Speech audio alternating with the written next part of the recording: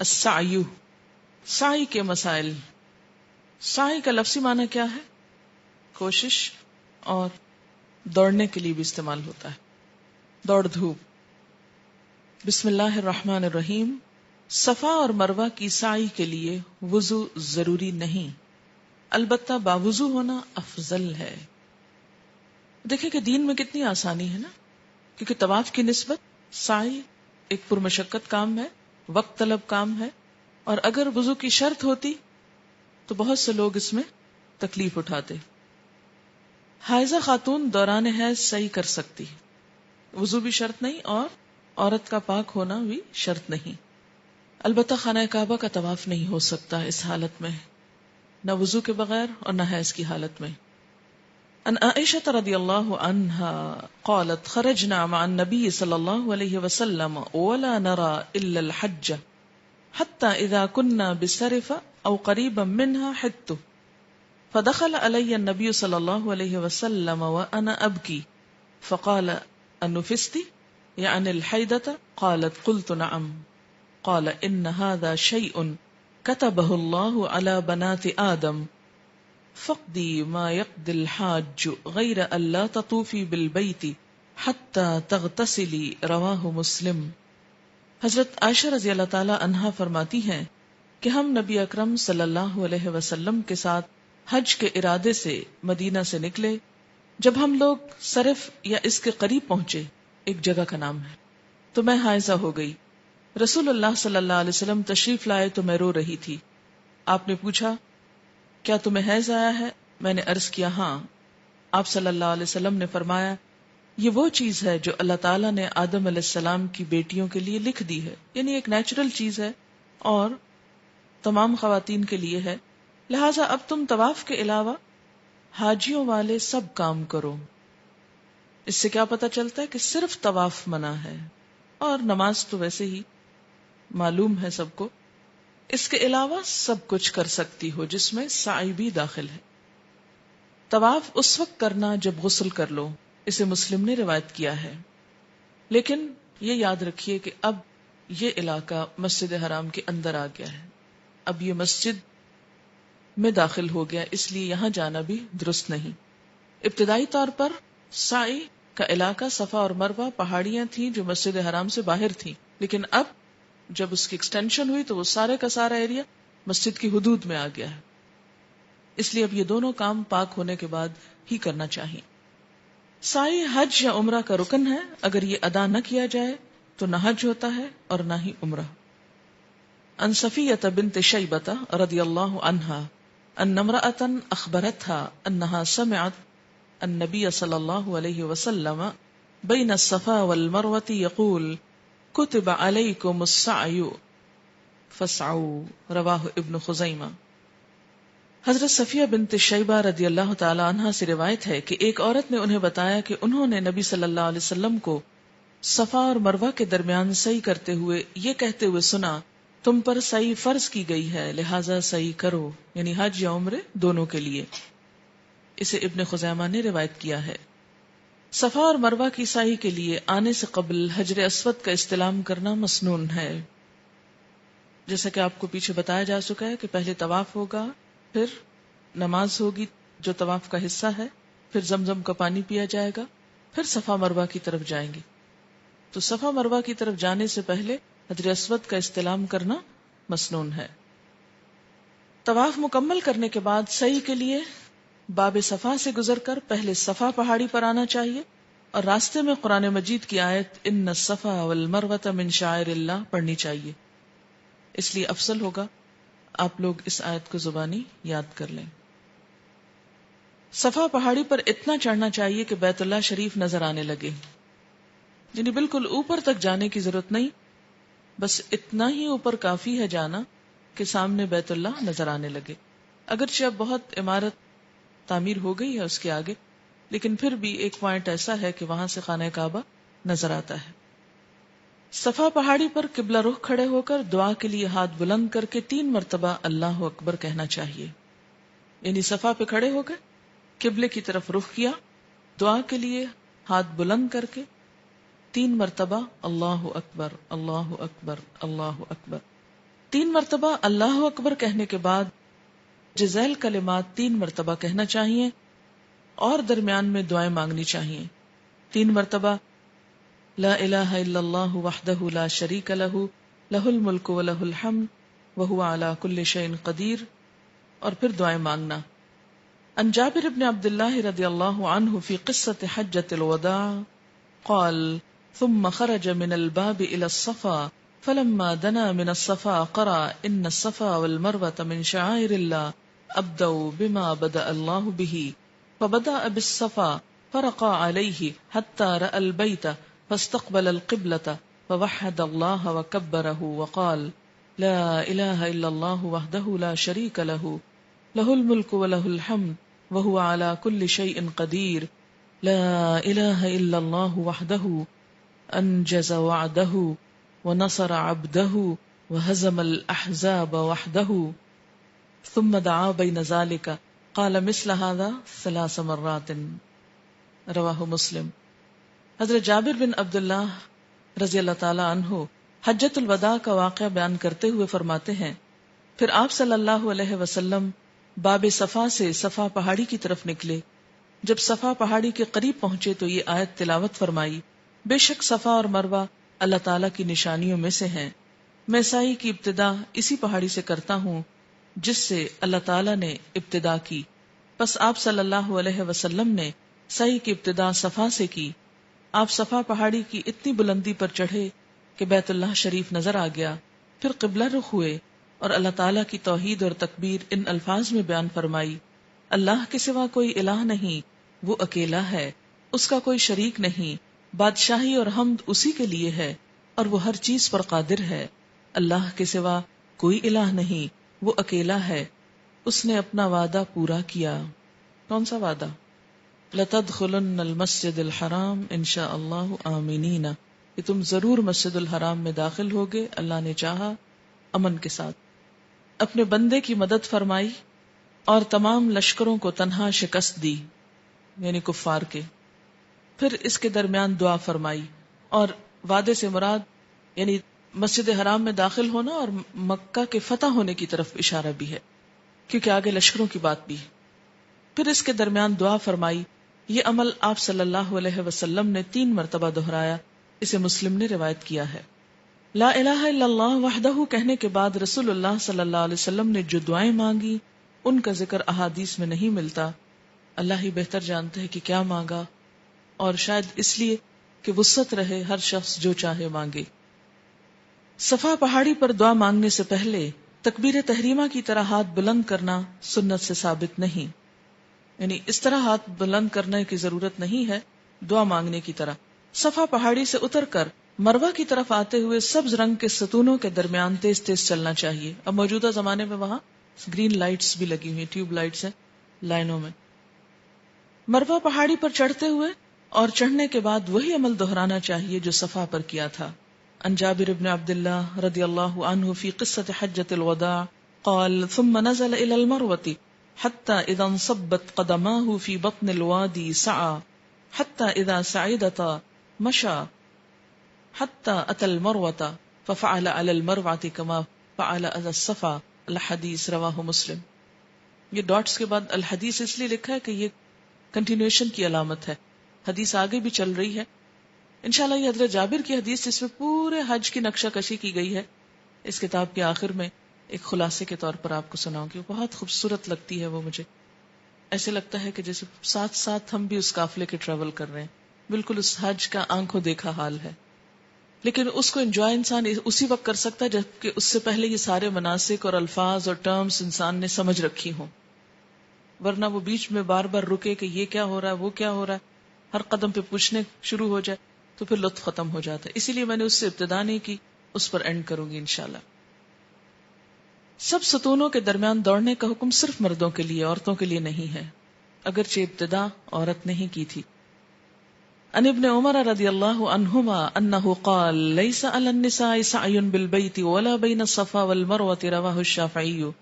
حضرت عبداللہ بن عمر رضی اللہ تعالی عنہ فرماتے ہیں نہ تو بیت اللہ شریف کے گرد تیز چلنے کا حکم عورتوں کے لیے ہے، یعنی رمل، اور نہ ہی صفا اور مروہ کے درمیان دوڑنے کا حکم عورتوں کے لیے ہے، اسے شافعی نے روایت کیا ہے۔ بڑھاپے یا بیماری کی وجہ سے سب ستونوں کے درمیان تیز تیز نہ چلنے میں کوئی حرج نہیں۔ ان کثیر ابن جمحان السلمی رضی اللہ عنہ قال رأیت ابن عمر رضی اللہ عنہ یمشی فی المسعى فقلت اتمشی فی المسعى بین الصفا والمروہ فقال لئن سعیت لقد رأیت النبی صلی اللہ علیہ وسلم یسعى ولئن مشیت لقد رأیت رسول اللہ صلی اللہ علیہ وسلم یمشی وانا شیخ کبیر رواہ ابن خزیمہ۔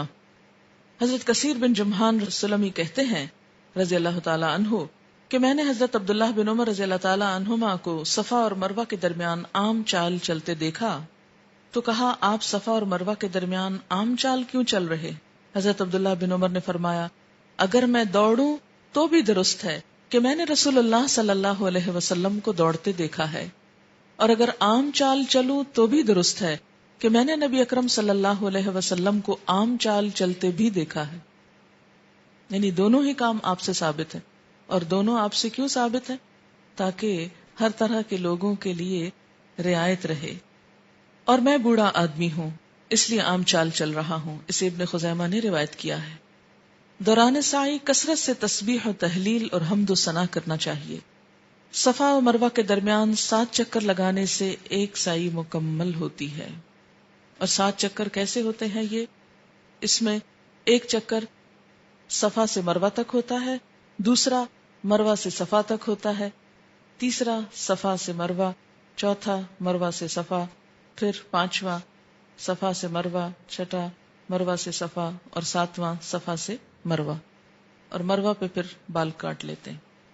یوں 7 ہوتے ہیں، کہیں ایسا نہ ہو کہ کوئی شخص صفا سے صفا تک ایک چکر بنائے، اور یہ تقریباً 3.5 میل کا فاصلہ بنتا ہے ان 7 چکروں میں۔ جو خوشی سے چلے اس کو پتہ بھی نہیں چلتا۔ ان ابن عمر رضی اللہ عنہما قال ان رسول اللہ صلی اللہ علیہ وسلم قدم فطاف بالبیت 7 وصلى خلف المقام ركعتين وسعى بين الصفا والمروة 7 لقد كان لكم في رسول الله اسوة حسنة رواہ ابن خزیمہ۔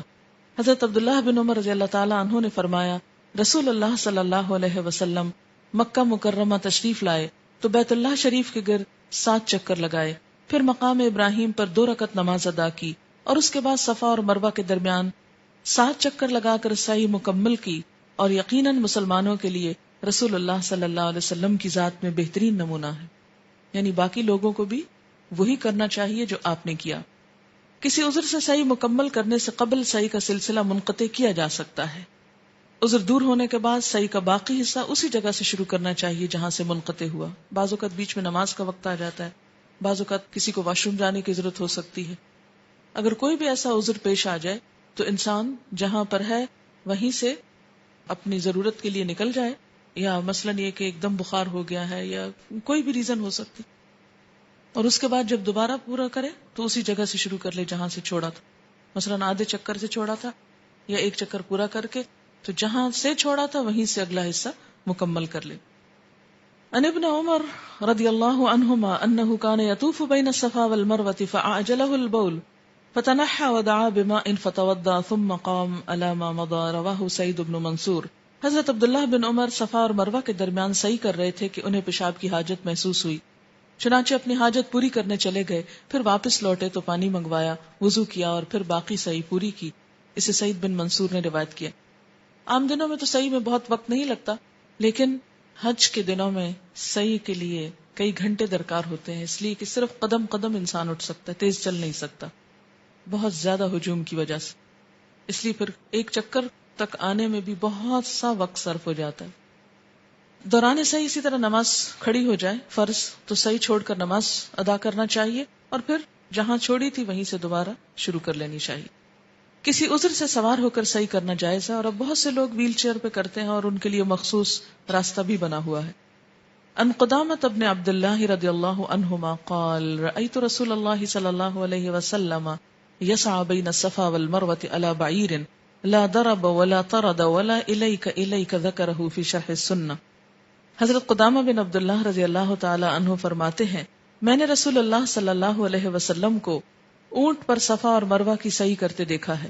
آپ صلی اللہ علیہ وسلم نہ اونٹنی کو مارتے نہ بگاتے اور نہ ہٹو ہٹو کہتے. یہ روایت شرح السنہ میں ہے.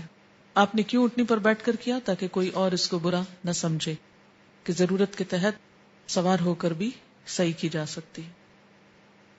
اگر کوئی شخص کسی دوسرے کو اٹھا کے صحیح کرے، جیسے بچے کو، اس کی بھی صحیح، دونوں کی صحیح ہو جاتی. بیت اللہ شریف کا طواف کرنے کے بعد اگر صحیح کرنے میں تاخیر ہو جائے تو کوئی حرج نہیں. کان عطاء والحسن لا يريان بأسا لمن طاف اول النهار ان يؤخر الصفا والمروة الى العشاء ذكره في شرح السنة. حضرت عطا رحمت اللہ علیہ اور حضرت حسن رحمت اللہ علیہ بیت اللہ شریف کا طواف پہلے پہر کرنے اور صفا و مروہ کی سعی پچھلے پہر کرنے میں کوئی حرج محسوس نہ کرتے تھے. یہ روایت فقہ السنہ میں. آپ کو معلوم ہے کہ پہلے سعی کی جگہ پر چھت نہیں ہوتی تھی، یہ اوپن جگہ تھی، تو شدید دھوپ کے وقت میں لوگوں کے لیے اس طرح چلنا مشکل ہوتا تھا. تو عموماً لوگ کیا کرتے تھے کہ طواف صبح میں کر لیتے، لیکن سعی کے لیے پھر پچھلا پہر اختیار کرتے. تو ایسا کرنے میں کوئی حرج نہیں، لیکن احرام نہیں کھولیں گے جب تک کہ وہ سارا منسک پورا نہ ہو جائے. اگر کسی کو سعی یا طواف کے چکروں کی تعداد کے بارے میں شک ہو جائے تو کم تعداد کا یقین کر کے سعی یا طواف مکمل کرنا چاہیے. ان عبد الرحمن بن عوف رضی اللہ عنہ قال سمعت رسول اللہ صلی اللہ علیہ وسلم یقول اذا شک احدکم فی السنتین والواحدۃ فلیجعلها واحدۃ واذا شک فی السنتین والثلاث فلیجعلها سنتین واذا شک فی الثلاث والاربع فلیجعلها ثلاثا ثم لیتم ما بقی من صلاته حتى يكون الوهم في الزیادۃ ثم يسجد سجدتین وهو جالس قبل ان يسلم. رواه ابن ماجہ.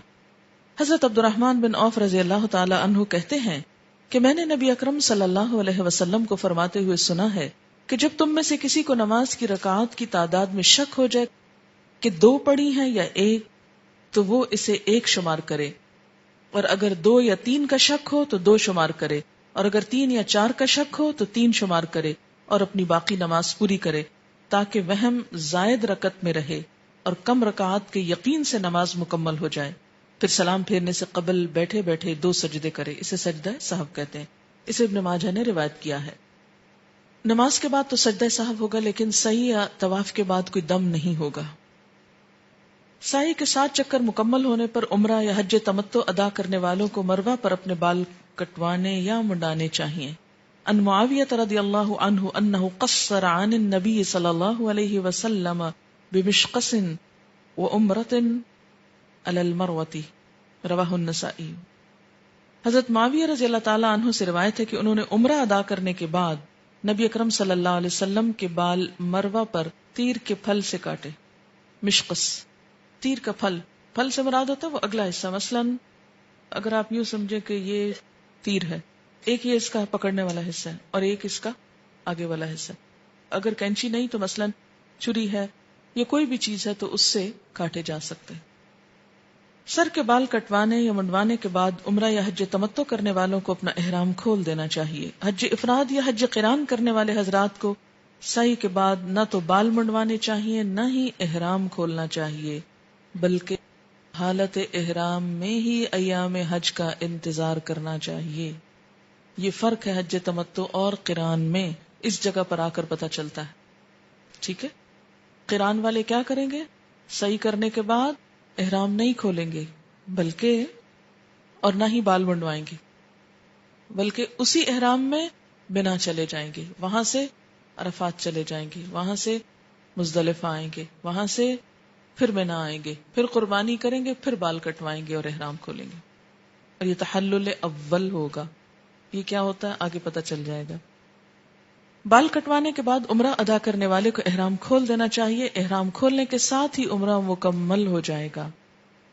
ان جابر رضی اللہ عنہ امر النبی صلی اللہ علیہ وسلم اصحابہ ان یجعلوها عمرۃ ویطوفوا ثم یقصروا ویحلوا. رواہ البخاری. حضرت جابر رضی اللہ تعالی عنہ سے روایت ہے کہ نبی اکرم صلی اللہ علیہ وسلم نے صحابہ کرام کو حکم دیا کہ وہ اپنے حج کو عمرہ بنا دے اور بیت اللہ شریف اور صفا و مروہ کا طواف کر کے بال کٹوا لیں اور احرام کھول دیں. اسے بخاری نے روایت کیا ہے. ایسا کیوں کیا تھا؟ اس لیے کہ ان کو آپ نے حج تمتع کا حکم دیا جو اپنے ساتھ ہدی نہیں لائے تھے. 8 ذی الحجہ کو منا جانے سے قبل قارن حج کی سعی ادا کر سکتا ہے. یہ ایک اور فرق ہے یہاں قارن اور متمتع کا. عن أسامة بن شريك رضي الله عنه قال خرجت مع النبي صلى الله عليه وسلم حاجا فكان الناس يأتونه فمن قال يا رسول الله سعيت قبل أن أطوف أو قدمت شيئا أو أخرت شيئا فكان يقول لا حرج لا حرج إلا على رجل اقترض عرض رجل مسلم وهو ظالم فلذلك الذي حرج وهلك. کیا خوبصورت بات ہے. حضرت اسامہ بن شریک رضی اللہ تعالیٰ عنہ کہتے ہیں کہ میں حج کے لیے نبی اکرم صلی اللہ علیہ وسلم کے ساتھ مدینہ سے نکلا. لوگ نبی اکرم صلی اللہ علیہ وسلم کی خدمت میں حاضر ہوتے اور مسائل دریافت کرتے. جس کسی نے بھی عرض کیا یا رسول اللہ صلی اللہ علیہ وسلم میں نے طواف افاضہ کرنے سے پہلے حج کی صحیح کر لی، یا یوں کہا کہ میں نے ایک چیز پہلے کی اور دوسری بعد میں، آپ صلی اللہ علیہ وسلم فرماتے اس میں کوئی گناہ نہیں، کوئی گناہ نہیں. البتہ جو شخص کسی مسلمان کی ظلم کرتے ہوئے آبرو ریزی کرے اس کے لیے گناہ ہے اور ہلاکت بھی. کیا خوبصورت انداز ہے ہمارے دین کا کہ ریچولز کے معاملے میں کتنی ریلیکسیشن ہے. کوئی حرج نہیں پہلے پیچھے ہو جائے، لیکن اصل جرم کیا ہے؟ کسی کی عزت پہ حملہ کرو ظلم کے ساتھ، اس کے لیے گناہ بھی ہے، ہلاکت بھی ہے. ہم اس کے بالکل اپوزٹ عمل کر رہے ہیں. عبادات میں، نماز میں، حج میں، ریچولز میں اتنے پنکچول ہیں. یہ ہو گیا ایک بال ٹوٹ گیا تو حج فاسد ہے. عام طور پر ہمارے یہ کانسیپٹ پایا جاتا ہے. یہ چیز بھول گئے نماز فاسد، یہ ہو گیا وضو فاسد، سر سے دوپٹہ اتر گیا وضو ٹوٹ گیا، کچھ کھا لیا وضو نہ رہا. حالانکہ ان چیزوں سے وضو کو کچھ نہیں ہوتا. ان چیزوں پہ ہم کتنے پنکچول ہیں، چھوٹی چھوٹی چیزوں کو ہم ناپتے تولتے چھانتے ہیں. لیکن جو چیز اصل میں حرام ہے اور انسان کی ہلاکت کا سبب بننے والی، اس کی طرف سوچتے بھی نہیں. جس کو دل چاہے تانا دیتے ہیں، جس کے دل چاہے غیبت کرنے بیٹھ جاتے ہیں، جس کے ساتھ دل چاہے ظلم کرتے ہیں، اور ڈرتے ہی نہیں اللہ سے اور سوچتے ہی نہیں اس کو. تو جو شخص دین کی روح سمجھنا چاہے اس کے لیے یہ حدیث بھی کافی. کسی نے کہا پہلے صحیح ہو گیا، آپ نے فرمایا کوئی بات نہیں، ہو گئی بس ہو گئی ہو گئی. یہ بالکل ایسے ہی نہیں جیسے آپ لوگ فرض پڑھ کے گھر چلے جاتے ہیں، جا کے سنت پڑھ لیتے ہیں. یہ کچھ لوگ یہیں پر بعد میں پڑھ لیتے ہیں. اس کو تو بہت بڑا ایشو بنا لیں گے. لیکن کونیاں مارنا، دھکے دینا، لیگ پولنگ کرنا، اس چیز کی طرف کوئی توجہ نہیں کہ اس کا بھی حساب ہونا ہے، اس کی بھی پوچھ ہونی ہے. راستہ روک کے بیٹھ جانا، دوسروں کو اذیت دینے کے بہت سارے کام. صحیح کے متعلق وہ امور جو سنت سے ثابت نہیں. صفا اور مروہ پہاڑی پر کھڑے ہو کر دعا کرنے کے لیے دیوار تک پہنچنا. بعض لوگ صفا پہاڑی پہ چڑھتے جاتے ہیں اور جو آخری دیوار ہے اس کو جا کے رگڑ کے ہاتھ لگا کے آتے ہیں اور سمجھتے ہیں کہ اب ہماری صحیح ہوئی اور زیادہ ثواب کمایا. آپ صلی اللہ علیہ وسلم وہاں تک نہیں چڑھے تھے، اس لیے نہ یہ سنت ہے اور نہ ہی اللہ تعالیٰ کسی کو مشقت میں ڈال کر زیادہ ثواب دیتے ہیں. بہترین طریقہ نبی صلی اللہ علیہ وسلم کا طریقہ ہے. وہیں تک چڑھنا کافی ہے جہاں تک خانہ کعبہ نظر آنے لگے. دوران سعی رب اغفر ورحم وتجاوز اما تعلم انک انت العز الاکرم کے الفاظ ادا کرنا یہ ضروری نہیں ہے. صفا سے مروہ تک اور مروہ سے صفا تک صرف ایک چکر شمار کرنا. یعنی اگر کوئی شخص یہ کہے کہ صفا سے صفا تک میرا چکر بنتا ہے کیونکہ اس سے زیادہ ثواب ہوگا، تو زیادہ نہیں ہوگا کیونکہ یہ سنت کے خلاف ہے. صحیح کے پہلے، دوسرے، تیسرے، چوتھے، پانچویں، چھٹے اور ساتویں چکر میں الگ الگ مروجہ دعائیں مانگنا یہ بھی مشکل میں ڈالنے کا سبب بنتی ہے. نہ خود توجہ ہوتی ہے صحیح کی طرف، نہ خشوع ہوتا ہے، اور دھکے کھا رہے ہیں اور دعائیں پڑھ رہے ہیں کتابیں کھول کے. اگر کھلی جگہ ہو پھر تو آپ کھول لیں، لیکن اگر کھلی جگہ نہ ہو تو جو دل میں آئے. آپ دیکھیں کبھی دل سے بھی تو اللہ تعالیٰ سے باتیں کیا کریں. اور یہ سارا سفر تو ہے ہی ایک دیوانگی کا سفر ہے، ایک محبت کا سفر ہے، اور اس میں انسان زیادہ سے زیادہ اللہ تعالیٰ کی قربت کو پانے کی کوشش کرے، نہ کہ صرف ریچولز میں الجھا رہے. صحیح کے بعد 2 رکعت نفل ادا کرنا یہ بھی نہ سنت نہیں ہے. لہٰذا کوئی شخص اس کو ثواب سمجھ کے کرتا ہے کہ نہیں طواف کے بعد بھی ہوتے ہیں تو میں اس میں بھی شروع کر لوں، تو یہ اس کا خود ساختہ کام ہوگا. صفا و مروہ پر قبلہ رخ کھڑے ہو کر دعائیں مانگنے سے قبل رفع یدین سے مراد ہوتی ہے جیسے تکبیر تحریمہ میں ہاتھ اٹھاتے ہیں، اس کی طرح 3 بار ہاتھ بلند کرنا، بار بار اس طرح کرنا، ایسا نہیں کرنا چاہیے۔ صفا اور مروہ کے تمام راستے میں عام چال چلنے کی بجائے بھاگنا، اس بھاگنے میں کوئی اجر نہیں سوائے اس 2 سبز نشانوں کے درمیان، اور وہ بھی بھاگنا نہیں، سعی ہے، تیز تیز قدموں سے چلنا ہے۔ علی الحاج کم سعین، حاجی پر کتنی سعی واجب؟ حج تمتع ادا کرنے والوں پر 2 سعی واجب ہیں۔ پہلی عمرہ کی، جو کہ مکہ پہنچتے ہی عمرہ کے لیے ادا کی جائے گی۔ دوسری حج کی، جو قربانی کے دن 10 ذی الحج طواف زیارت کے بعد ادا کی جائے گی، اور اگر 10 کو نہ ہو تو 11-12 ذی الحج کے آخر تک۔ ان عائشہ رضی اللہ عنہا انہا قالت خرجنا مع رسول اللہ صلی اللہ علیہ وسلم فی حجۃ الوداع قالت فطاف الذین اہلوا بالعمرۃ بالبیت وبالصفا والمروۃ ثم حلوا ثم طافوا طوافا آخر بعد ان رجعوا من منى لحجهم، رواہ ابن خزیمہ۔ حضرت عائشہ رضی اللہ تعالی عنہا فرماتی ہیں کہ ہم حجۃ الوداع کے لیے رسول اکرم صلی اللہ علیہ وسلم کے ساتھ نکلے۔ جن لوگوں نے عمرہ کے لیے احرام باندھا تھا انہوں نے بیت اللہ شریف کا طواف کیا، صفا اور مروہ کی سعی کی اور اپنا احرام کھول دیا۔ پھر قربانی کے دن منی سے واپس آنے کے بعد طواف زیارت کے ساتھ حج کے لیے صفا اور مروہ کی دوبارہ سعی کی۔ اسے ابن خزیمہ نے روایت کیا ہے۔ حج افراد ادا کرنے والوں پر حج کی صرف ایک سعی واجب ہے۔ افراد میں چونکہ عمرہ نہیں ہوتا اس لیے ایک ہی سعی کافی ہے، جو قربانی کے دن طواف زیارت کے بعد ادا کی جائے گی۔ حج قران ادا کرنے والوں پر 2 سعی واجب ہیں، ایک عمرے کی اور دوسری حج کی، ٹھیک ہے، لیکن ایک ہی احرام میں ہوں گی یہ دونوں چیزیں۔ تمتع میں 2 احرام، جبکہ قران میں 1 احرام۔ قارن اگر عمرے کی سعی ادا کرتے وقت عمرہ اور حج دونوں کی سعی کی نیت کر لے تو 2 الگ الگ سعی کرنے کی بجائے ایک ہی سعی کافی ہے، ٹھیک ہے، یعنی قارن کو ایک سہولت حاصل ہے، اگرچہ وہ 2 کر سکتا ہے، لیکن اگر یعنی دونوں کے لیے ایک سعی کر لے اور ایک ہی سعی میں دونوں کی نیت کر لے تو کافی ہے۔ عن جابر بن عبد اللہ رضی اللہ عنہ یقول لم یطف النبی صلی اللہ علیہ وسلم ولا اصحابہ بین الصفا والمروۃ الا طوافا واحدا، رواہ مسلم۔ حضرت جابر بن عبداللہ رضی اللہ تعالی عنہ فرماتے ہیں کہ نبی اکرم صلی اللہ علیہ وسلم اور آپ کے صحابہ نے حج قران میں صفا اور مروہ کی سعی صرف ایک ہی مرتبہ کی، اسے مسلم نے روایت کیا ہے۔ ان عائشہ رضی اللہ عنہا انہا حاضت بسرف فتطہرت بعرفہ فقال لها رسول اللہ صلی اللہ علیہ وسلم یجزئ عنک طوافک بالصفا والمروۃ عن حجک وعمرتک، رواہ مسلم۔ حضرت عائشہ رضی اللہ تعالی عنہا حجۃ الوداع کے موقع پر مدینہ سے مکہ آتے ہوئے ایک مقام صرف پر حائضہ ہو گئی اور غسل حیض عرفہ میں کیا۔ رسول اللہ صلی اللہ علیہ وسلم نے ان سے ارشاد فرمایا تمہاری صفا اور مروہ کی ایک سعی تمہارے حج اور عمرہ دونوں کے لیے کافی ہے۔ ایام الحج، ایام حج کے مسائل۔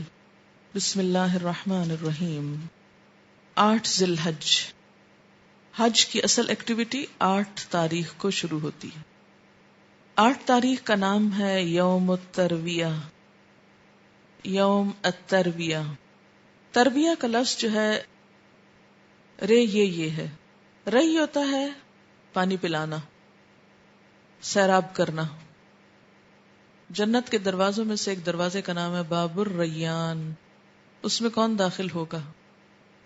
روزہ دار، کیونکہ انہوں نے پیاس کاٹی تو ان کو سیراب کیا جائے گا۔ یوم الترویہ کو یوم الترویہ اس لیے کہتے ہیں کہ جب اہل عرب حج کے لیے نکلتے تو اپنے سواری کے اونٹوں کو خوب پانی پلاتے اس دن، کہ ہو سکتا ہے کہ آئندہ چند دن تک ان کو پانی کا موقع میسر نہ آئے۔ تو اس کی مناسبت سے اس دن کا نام یوم الترویہ یعنی پانی پلانے کا دن، سیراب بھی کا دن، سیراب کرنے کا۔ اب اگرچہ وہ اونٹ وغیرہ تو نہیں رہے وہاں پر، حج کے لیے عام طور پر استعمال نہیں ہوتے اب، لیکن پھر بھی دن کا نام یوم الترویہ ہی ہے۔ کیسے بولیں گے اس کو؟ ہاں، اس کو ترویہ نہیں کہنا، یہ ترویا نہیں کہنا. یوم الترویہ، عمرہ ادا کرنے کے بعد احرام کھولنے والے بیرونی حجاج یعنی متمتع نیز میقات کے اندر رہائش پذیر حج کے خواہش مند تمام حضرات کو 8 ذی الحجہ کو اپنی رہائش گاہ سے احرام باندھنا چاہیے. جس ہوٹل میں، جس گھر میں، جس خیمے میں ٹھہرے ہوئے ہیں وہیں سے احرام پہنیں گے. مسجد عائشہ جانے کی ضرورت نہیں ہے. عن ابن عباس رضی اللہ عنہما قال وقت رسول اللہ صلی اللہ علیہ وسلم فمن كان دونهن فمن اهله وكذا فكذلك حتى اهل مکہ یحلون منها رواہ مسلم. حضرت عبداللہ بن عباس رضی اللہ تعالیٰ عنہ فرماتے ہیں کہ رسول اللہ صلی اللہ علیہ وسلم نے احرام باندھنے کے لیے میقات کے اندر رہنے والوں کے بارے میں فرمایا کہ وہ اپنی اپنی رہائش گاہ سے ہی احرام باندھیں، حتیٰ کہ مکہ مکرمہ میں رہائش پذیر لوگ مکہ مکرمہ سے احرام باندھیں. آپ سوچیں کہ اگر یہ کہا جاتا کہ دوبارہ میقات پہ جائیں یا حرم سے باہر نکلیں تو یہ بہت مشقت میں ڈالنے والی بات ہوتی. اسی پر قیاس کرتے ہوئے آپ کو یاد ہے کہ میں نے کہا تھا کہ جو لوگ مکہ کے اندر رہیں یا باہر سے بھی ایون جا کے عمرہ کرنے کے بعد اگر وہ کچھ دن مکہ رہتے ہیں اور دوبارہ ان کا عمرہ کرنے کو دل چاہتا ہے تو وہ کیا کریں؟ مکہ سے ہی اب احرام باندھ لیں، جہاں رہتے ہیں وہیں سے باندھ کے کر لیں. پھر آپ نے سوال کیا کہ حضرت عائشہ رضی اللہ تعالیٰ عنہ کو باہر کیوں بھیجا؟ تو اس کی بنیادی وجہ یہ تھی کہ انہوں نے حج اور عمرے کا جو ارادہ کیا تھا تو انہوں نے تو عمرہ کیا ہی نہیں تھا، لیکن عام لوگ جو ہیں وہ تو آ کر عمرہ اپنا کر لیتے ہیں، پھر رہنے لگ جاتے ہیں مکہ میں. اب جب دوبارہ کریں گے تو مکہ سے ہی احرام پہن لیں، اس تکلف کی ضرورت نہیں ہے کہ آپ پھر باہر نکلیں. یعنی ان کا تو عمرہ ہوا ہی نہیں تھا، کیونکہ انہوں نے کہا تھا یا رسول اللہ صلی اللہ علیہ وسلم سب لوگ حج اور عمرہ کر کے جائیں اور میں صرف حج کر کے جاؤں، تو اس لیے ان کو وہاں پر بھیجا گیا. لیکن جو لوگ جا کے عمرہ کر بیٹھتے ہیں یا حج بھی کر چکتے ہیں اور وہاں مکہ میں 2 مہینے 3 مہینے رہ رہے ہوتے ہیں، بعض اوقات کسی کے رشتہ دار ہوتے ہیں، تو ان کو اس تکلف کی ضرورت نہیں کہ وہ وہاں سے باہر نکل کے کہیں اور جائیں. جہاں وہ رہ رہے ہیں وہیں سے عمرہ کا احرام باندھیں اور چل دیں. 8 ذی الحج کو نماز ظہر سے قبل منا پہنچنا مسنون ہے. مکہ مکرمہ سے سواری پر منا جانا جائز ہے. منا میں 8 ذی الحجہ کی نماز ظہر، عصر، مغرب، عشاء اور 9 ذی الحج کی نماز فجر 5 نمازیں مکمل کرنا مسنون ہے.